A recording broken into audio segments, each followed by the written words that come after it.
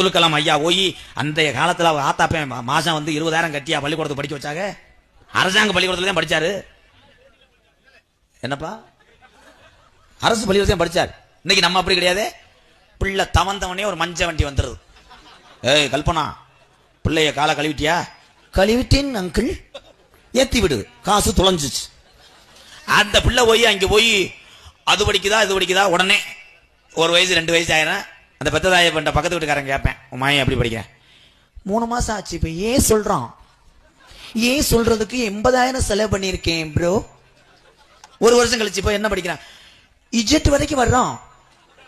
7 லட்சம் ரூபாய் காலி. மைத்த புடுங்கன காசை எவ்வளவு செலவழித்தாலும் கல்வி ஏறார்.